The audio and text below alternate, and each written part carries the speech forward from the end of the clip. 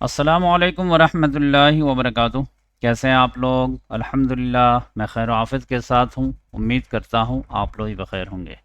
आलमी हालात Hazra, Iran, Israel, अमरीका, Lebanon, Russia, Ukraine, हर जगह ख़बरें ही ख़बरें हैं। और मुझे तो लगता है कि वर्ल्ड करंट अफेयर बनाने से बेहतर यह है कि लेटेस्ट अपडेट बनाया जाए और हर 5-6 घंटा बनाया जाए, क्योंकि कभी कुछ बात होती है, कभी कुछ बात होती है। अभी ताज़ा खबर यह है, ऐसा लग रहा था कि बकरीद के टाइम से ही कि सीज़ फायर जो है हो जाएगी, लेकिन अब बड़े बड़े स्कॉलर भी कह रहे हैं कि देखिए मुकम्मल अमन तो भूल जाइए आप। ज़्यादा ज़्यादा ये होगा कि कुछ लंबे अरसे तक जो है सीज़ फायर हो सकता है, क्योंकि किसी को किसी पे विश्वास ही नहीं है। तो अमन व अमान, पीस एग्रीमेंट, ये सब तो भूल जाइए, अब ये सिलेबस से बाहर की बात है। हाँ, यह है कि सीज़ फायर जो है 2 साल चल जाए, 3 साल चल जाए, अगर हो भी जाए तो बकिया अमेरिका, इसराइल के लक्षण तो दिख नहीं रहे हैं। और मेरा तो अपना असेसमेंट यही है कि जब तक जो है इसराइल लेबनान में से कुछ हिस्सा नहीं लेगा तब तक वो मानेगा नहीं। और ये पूरा वो उसने जो है इसी तरह सीज़ फायर को खींचता रहेगा। और ये अगर मंसूबा है अमेरिका और इसराइल का, तो इसमें जो है ईरान की थोड़ी सी ये है मिस्टेक है कि फिर वो अगर लेबनान को बचाना चाहता है, अपने बचना चाहता है, तब तो ये जो है ठुकुर ठुकुर वाला ठीक है। लेकिन अपने साथ साथ लेबनान को भी बचाना चाहता है तो फिर उसको फुल फ्लेज वॉर में जाना पड़ेगा। फुल फ्लेज वॉर में जाने का मतलब ये नहीं कि तबाही झेलो, तबाही करो। जब जाएगा तो फिर डोनाल्ड ट्रंप जो है मजबूरन जो है कान पकड़ करके बेंजामिन नेतन्याहू को बैठाएगा, क्योंकि वो जंग करने के न पोजीशन में है न मूड में है। तो इस लिहाज से ये रिस्क लेना पड़ेगा। जैसे ईरान ने रिस्क लिया कि जो है अमेरिका ने ईरान पर हमला किया, तो उसने गल्फ कंट्रीज में जितने भी बेसेस हैं उस पर हमला कर दिया। तो ये मास्टर स्ट्रोक भी हो सकता था और फायर बैक भी कर सकता है, बैक फायर भी कर सकता था, लेकिन काम किया कुछ ना कुछ। तो इसी तरह से लेबनान के लिए भी जो है उसे एक रिस्क लेना चाहिए और एक अल्टीमेटम दे करके जंग डिक्लेयर कर देना चाहिए इसराइल के खिलाफ। और कह दे कि जो है इसराइल चूँकि डोनाल्ड ट्रंप की बात नहीं मान रहा है और वो जो है हमला पे हमला किए जा रहा है लेबनान पे, तो हम वॉर डिक्लेयर कर रहे हैं, जब तक कि वो जो है बाज नहीं आता है। लेकिन ये तो खुलासे वाली बात है। लेटेस्ट अपडेट क्या है? लेटेस्ट अपडेट ये है कि अमेरिका ने ईरान के इस पे हमला कर दिया, कशिम आइलैंड पे। ये समझिए कि यहीं पे है कोई कशिम आइलैंड, ये देखिए कशिम आइलैंड, इस पे हमला कर दिया। तो इसके जवाब में ईरान ने जो है कुवैत पे हमला किया और बहरीन पे हमला किया। ये कुवैत पे और बहरीन पे। और इसमें जो है डैमेज हुआ है, काफ़ी लोग जो है ज़ख्मी हुए हैं। लेकिन अमेरिका का कहना यह है, सेंटकॉम का, कि ईरान ने हमला किया था, कुवैत पे 2 मिसाइल मारे थे लेकिन वो रास्ते ही में गिर गए, और बहरीन पे 3 मारे थे, उसको हमने इंटरसेप्ट कर लिया। लेकिन तबाही तो दिख रही है। और ये इंटरनेशनल एयरपोर्ट पे मामला हुआ है, फ़्लाइट वगैरह भी कैंसिल हो गई है, सारी चीज़ें। तो ये समझ जाइए कि बकरीद से पहले ही से मामला जो है बैड टू वर्स होता चला जा रहा है। और कल जो है अमेरिका ने एक शिप को भी रोक दिया जो ईरान जा रहा था। तो वो समझिए कि खाली जहाज़ था तेल वगैरह लोड करने के लिए, लेकिन उसको जाने नहीं दिया गया। और फिर ये सब हरकतें देख करके ईरान कहता है कि फिर हम निगोसिएशन से निकल रहे हैं। और डोनाल्ड ट्रंप से जब पूछा जाता है कि आपकी हरकत की वजह से ईरान जो है निगोसिएशन से बाहर आ रहा है, क्या नहीं, बातचीत जारी है सारी है। अब ईरान को जो है ज़्यादा बड़ा मसला नहीं है इस मामले में, ये स्टेट ऑफ हुर्मुज को लेकर के या फिर जो है न्यूक्लियर इंडिसमेंट वगैरह को लेकर के ये मसले हल हो जाएंगे, ये ज़्यादा बड़ा मसला नहीं है। क्योंकि अगर ईरान जो है एज सच आप समझिए कि स्टेट ऑफ हुर्मुज को ऐसे भी ओपन कर देता है, तब भी ये जो एक तजुर्बा हो गया है कि हम जब चाहें इसे बंद कर सकते हैं, ये बहुत बड़ी अचीवमेंट है, बहुत बड़ी। हाँ, इनरिचमेंट जो है वो अमेरिका का हवाले करना, ये जो है ईरान की पब्लिक बर्दाश्त नहीं करेगी और रिजीम के ख़िलाफ़ हो जाएगी। तो वो जो है किसी दूसरे मुल्क को दे सकते हैं, लेकिन उस सूरत में भी जो उनके हाथ से वो निकल जाएगा। अब मार्को रूबियो से जो है कल कांग्रेस में सवाल हो रहा था कि क्या है, तो उसमें उसने जो थोड़ा सा खुलासा किया कि उसका डिमांड क्या है। उसका कहना यह है कि ईरान जो है स्ट्रेट ऑफ हुर्मुज को ओपन करने के लिए कुछ कंसेशन मांग रहा है, मुआवजा मांग रहा है, या फिर जो है सैंक्शन में रिलीफ मांग रहा है, या फिर जो उसका एसेट फ्रीज है उसका रिलीज मांग रहा। तो इसके बदले में तो हम कुछ नहीं देंगे, ये तो खुला हुआ था तो खोलो। इसके बदले में ज़्यादा ज़्यादा हम क्या देंगे ईरान को, कि अगर वो स्ट्रेट ऑफ हुर्मुज खोल देगा तो हम जो है ब्लॉकेट हटा देंगे, ये इसका बदले में ये होगा। हाँ, बकिया अगर उसको सैंक्शन से रिलीफ चाहिए या फिर एसेट में जैसे जो है कुछ रिलीफ चाहिए, तो उसको फिर इनरिचमेंट के बारे में बताना पड़ेगा कि क्या करोगे, उधर तुम मुझे क्या दोगे। यानी न्यूक्लियर फैसिलिटी में से तुम दो, कि एक तो यह है कि तुम उस पूरा प्रोग्राम को ही बंद कर दो, तो मैं सैंक्शन ज़्यादा ज़्यादा हटा दूंगा, और जो इनरिच हो चुका है वो हमारे हवाले कर दो, तो तुम्हारा जो एसेट कमाया हुआ पैसा है वो रिलीज कर देंगे। लेकिन तुम ये स्ट्रेट ऑफ हुर्मुज खोलने के बदले में तुम कुछ चाहोगे, तो ये तो नहीं होगा। इससे तो तुम ज़्यादा और ज़्यादा ताकतवर हो जाओगे, और फिर जब हम जो है न्यूक्लियर के लिए बात करने बैठेंगे तो तुम तो फिर बात ही नहीं मानोगे। तो यहीं पे तुमको जो है कमज़ोर करना है। यहाँ पर कमज़ोरी अगर तुम दिखाओगे तो फिर जा कर के न्यूक्लियर बात जो होगी 60 दिनों की, उसमें तुम लचक दिखा पाओगे। और यहीं पर अगर तुम मजबूत हो गए तो वहाँ पर क्या लचक दिखाओगे। तो बात तो सही है। तो अब ये देखिए, तो दोनों तरह से मामला जो है ये है, रेड लाइन। तो और अब ईरान को ज़्यादा एक लिहाज से टेंशन भी नहीं है, ये बात समझ लीजिए। एक लिहाज से तो टेंशन है कि इसी तरह से धीरे धीरे इकोनॉमिकल प्रॉब्लम आता चला जाएगा। तो देखिए, इकोनॉमिकल प्रॉब्लम बहुत ज़्यादा जब आता है ना, तो फिर जो अच्छे अच्छे साथी भी जो आपके साथ छोड़ देते हैं। लेकिन फौरी तौर से अगर देखा जाए तो ईरान में इस लिहाज से प्रॉब्लम नहीं है कि जंग हो, अमन हो, कुछ भी हो, पब्लिक हमारे साथ।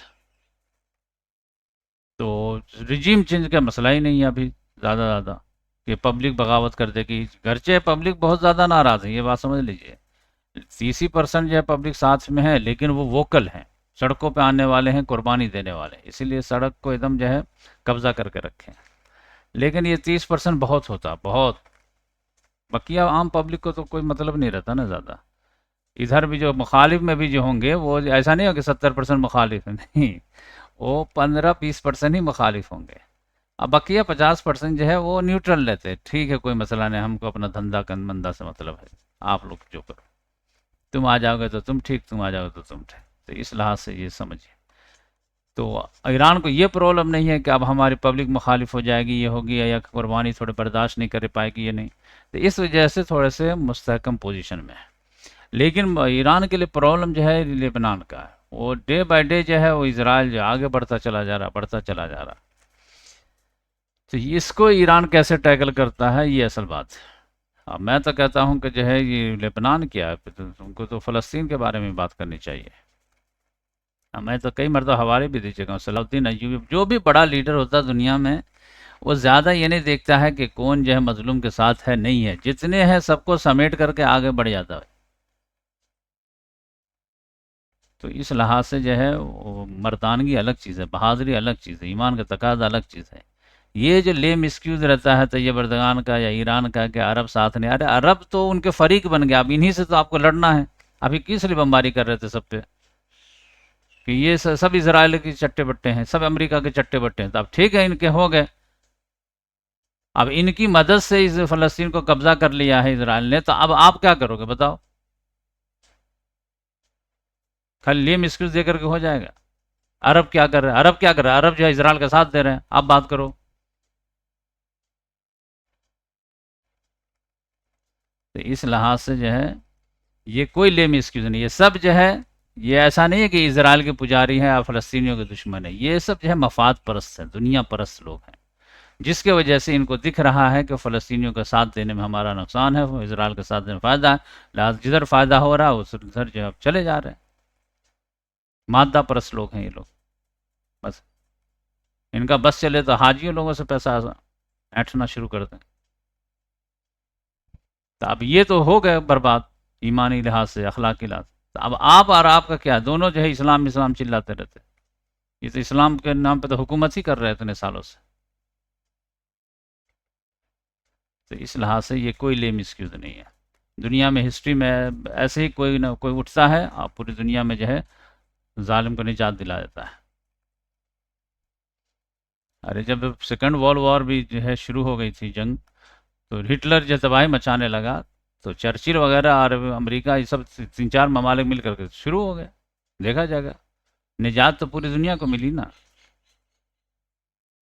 अब सब साथ देंगे तभी कुछ होगा, ऐसा कुछ थोड़ा ना होता है। सब साथ दे तो बहुत बेहतर है, बहुत अच्छा। नहीं साथ दे तो क्या करना, ये बताइए ना। अगर आप बस में सफ़र कर रहे हैं और जो है दो आदमी घुस जाए और लड़कियों को छेड़ना शुरू कर दे, तो बेहतर है कि सारे पैसेंजर जो मिल करके उसको जो है पीटे। लेकिन अगर जो है सारे डर रहे हैं, तो फिर आप बैठे हुए हैं, तो आप कुछ करेंगे या नहीं करेंगे?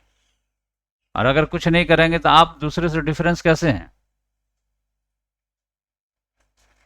तो इस लिहाज से तो मैं तो कहता हूँ कि लेबनान क्या, वो फ़लस्तीन का मामला भी अपने मिशन में शामिल करे, प्रैक्टिकल। एक मौका तो गवा दिए, दूसरा मौका जो है जाने ना दें, वरना जो है अपनी ही वजूद के लाले पड़ जाएंगे।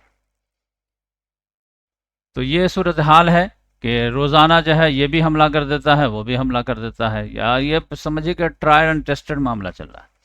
और इस मामले में ये समझ जाइए कि ईरान के लिए जो है एक बोलना तो नहीं चाहिए लेकिन बोल देता हूँ मैं समझने के लिहाज से, कि नुकसान है। ये देखिए, अगर ये है कि यहाँ पर जो है अटैक करता है, यहाँ पर अटैक कर देता है, बदले में ईरान अटैक करता है, तो अब यहाँ पर जो है इतना डिफेंस सिस्टम तो है कि अगर इक्का दुक्का ईरान अटैक करेगा तो इसको आराम से इंटरसेप्ट कर लेगा। इल्ला ये कि बहुत ही ज़बरदस्त मिसाइल मार दे तो फिर तो ऑल आउट वॉर ही हो जाएगी। लेकिन वो सिर्फ ड्रोन मारेंगे या छोटा मोटा मिसाइल मारेंगे तो फिर यहाँ पर तो इंटरसेप्टर लगे हुए हैं, वो आराम से कर लेंगे। वो तो जब जंग के बीच में जो है नहीं कर पा रहे थे, वो चूंकि जो है अंधाधुन हर तरफ ही चल रहा था, 5-5 6-6 इधर इधर इधर, तो अमेरिका किधर किधर जो ध्यान देता। तो ये अगर जो है टुक टुक वाला होगा तो अमेरिका को सूट करेगा, क्योंकि उसमें इंटरसेप्टर का उसको प्रॉब्लम नहीं आएगा। हाँ, ईरान इनको जो है जक उसी वक्त पहुंचा सकता है जब ऑल आउट वार हो, अंधाधुन जो है बमबारी पिटाई शुरू हो जाए, तब जाकर के इसको होगा।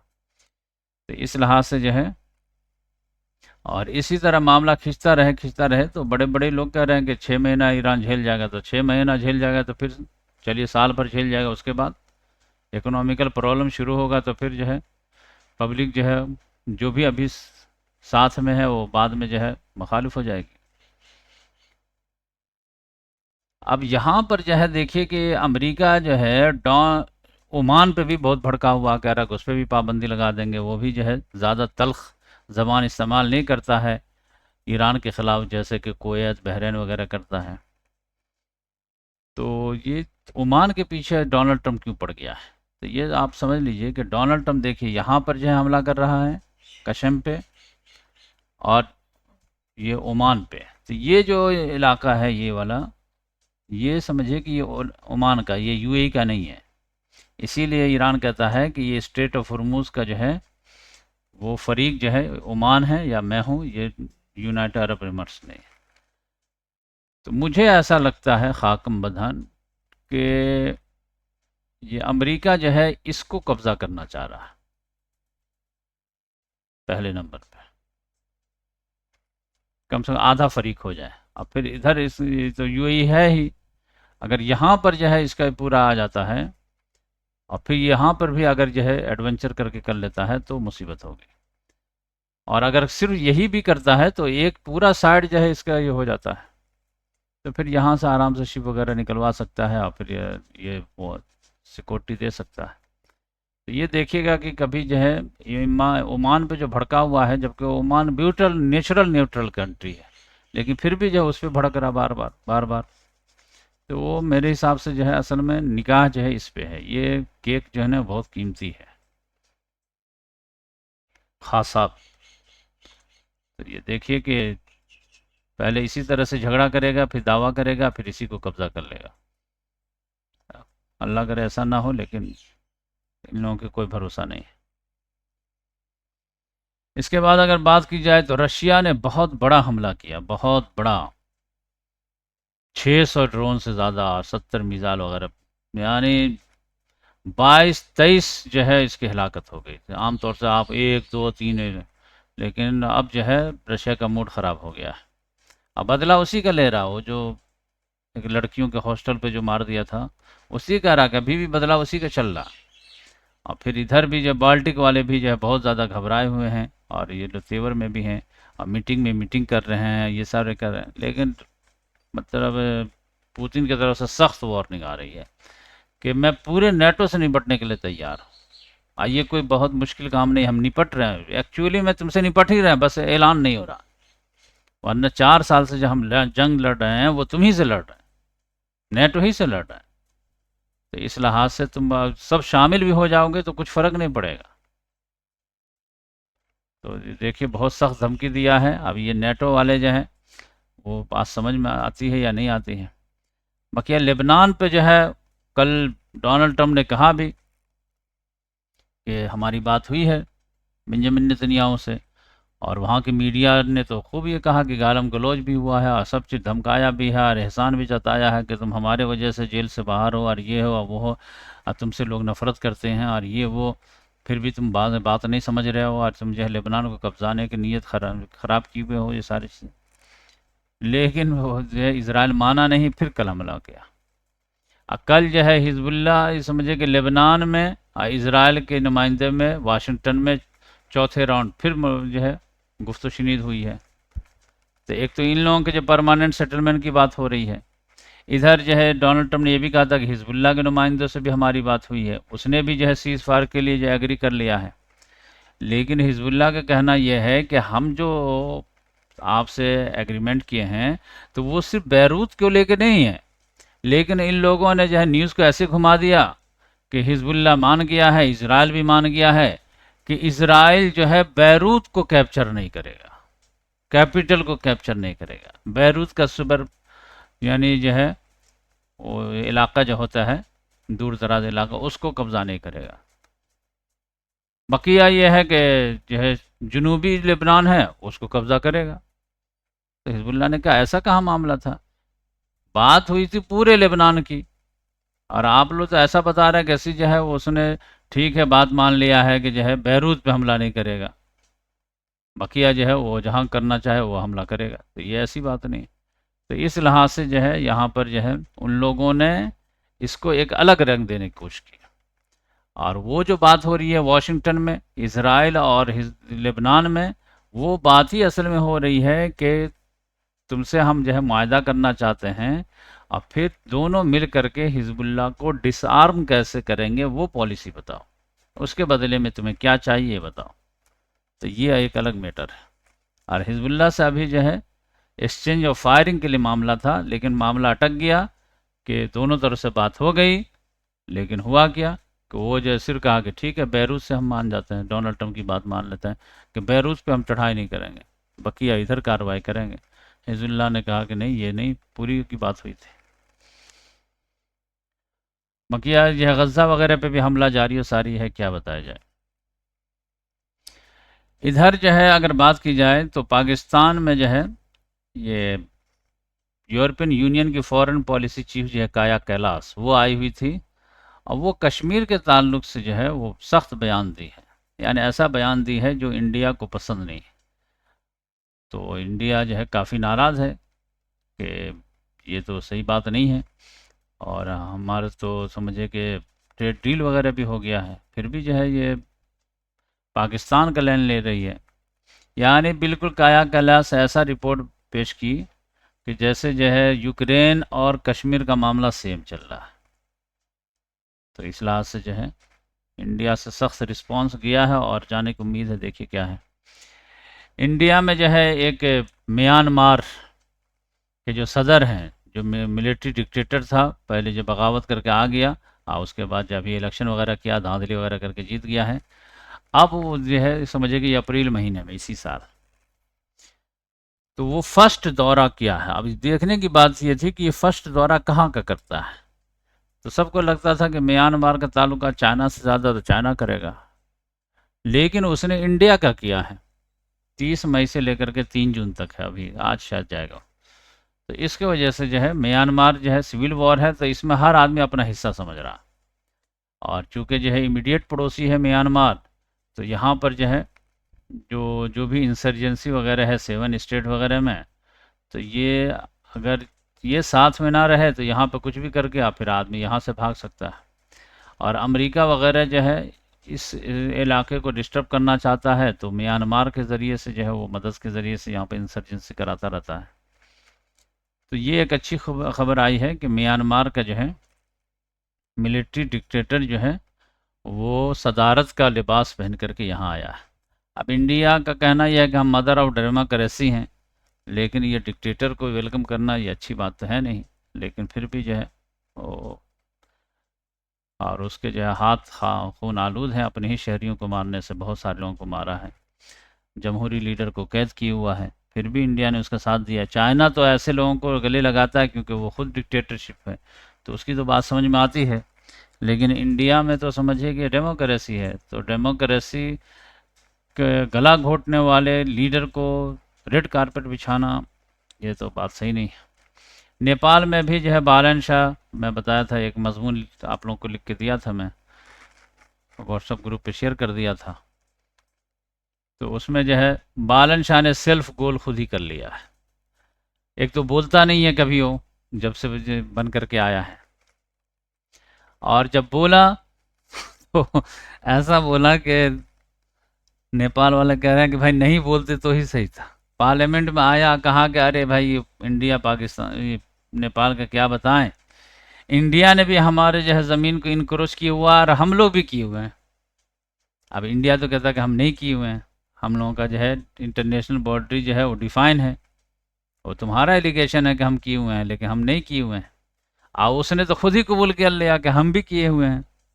तो भाई आप जो खुद कबूल कर रहे हैं वो तो अब बात फिक्स हो गई। तो अब नहीं, मेरी बात मुराद ये नहीं थी, मेरी मुराद वो थी, ऐसे कर रहा है। लेकिन वो बहुत ज़्यादा पॉपुलर वोट से जीत करके आया था, अब उसको जो है बहुत ज़्यादा लोग जो है मलामत कर रहे हैं कि भाई अनाड़ी अनाड़ी ही होता है, तजुर्बाकार तजुर्बाकार ही होता है। बालन शाह को जो है तजुर्बा नहीं था, वो नया नया जो है वैसे ही बन गया है, जैसे तमिलनाडु में विजय बन गया है।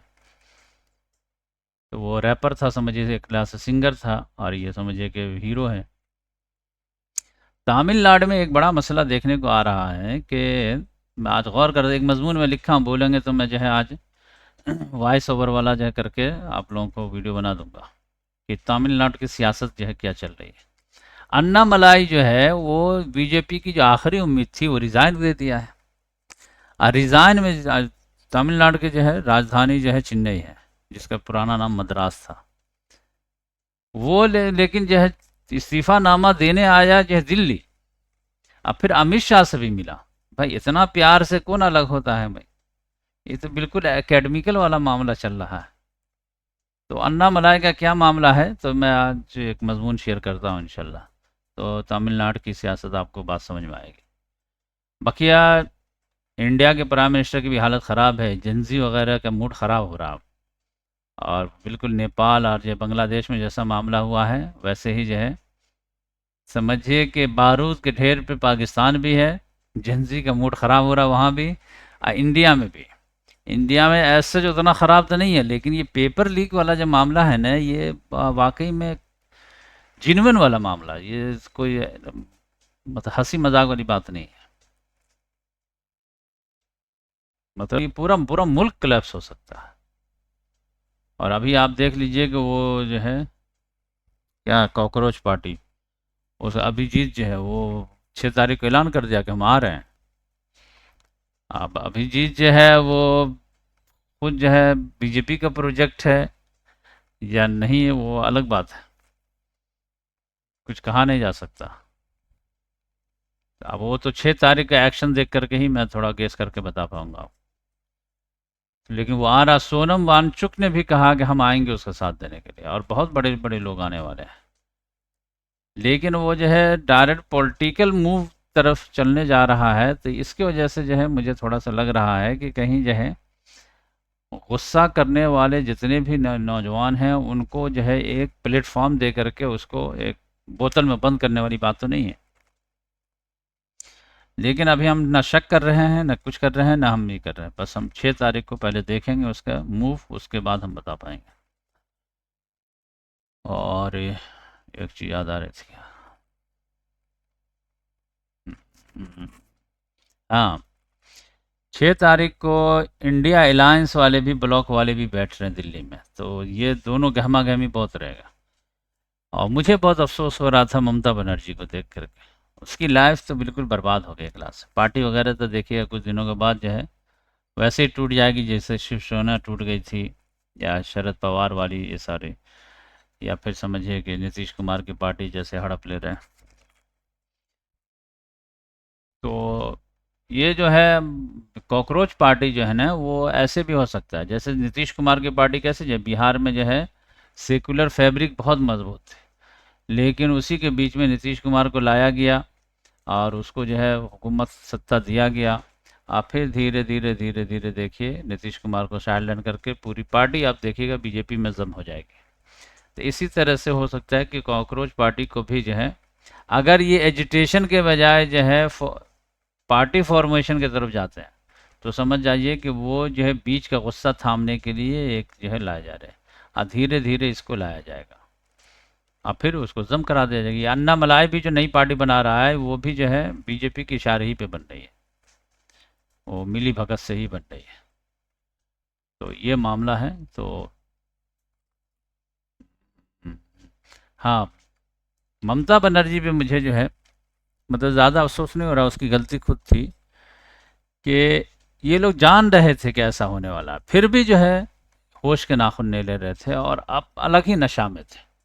चाहे एम के स्टालिन हो, या फिर नीतीश कुमार हो, या ये ममता बनर्जी हो, या फिर उदय ठाकरे हो, या शरद पवार हो, सबको कुछ ना कुछ बनना था।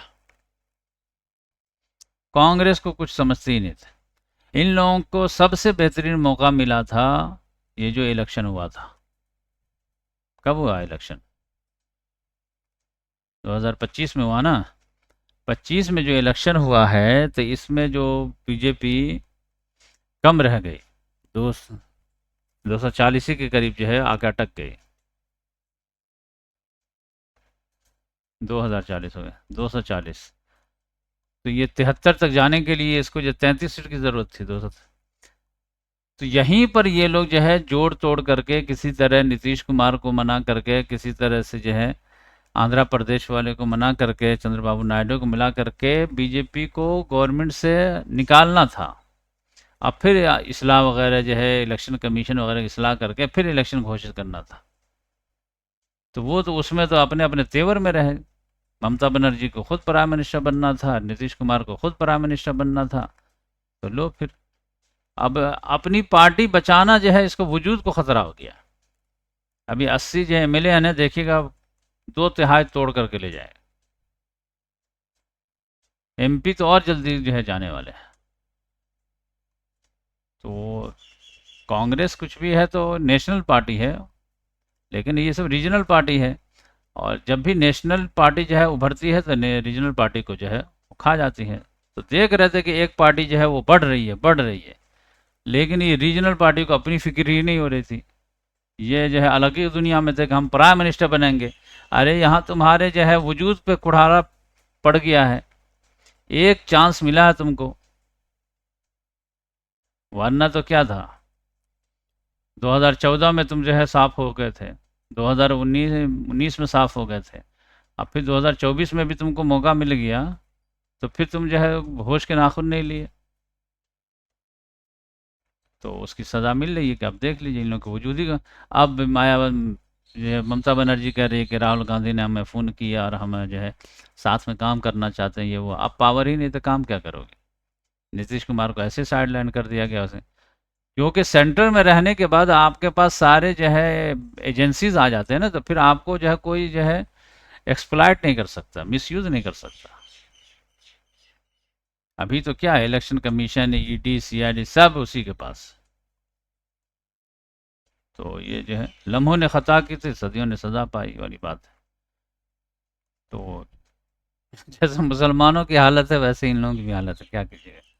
तो हर एक का दौर रहता है, लेकिन यह है कि अब फ्रस्ट्रेशन भी जो है बीजेपी के खिलाफ ज़्यादा हो रही है।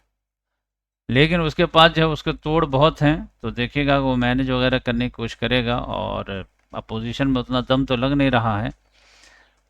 और देखिए अंजना ओम कश्यप जो है अकेले ही वो सबको संभाली हुई है, सारे यूट्यूबर टीचर वगैरह को, लेकिन घर से वो झेल रही है। लेकिन ये है कि मीडिया उसके पास है।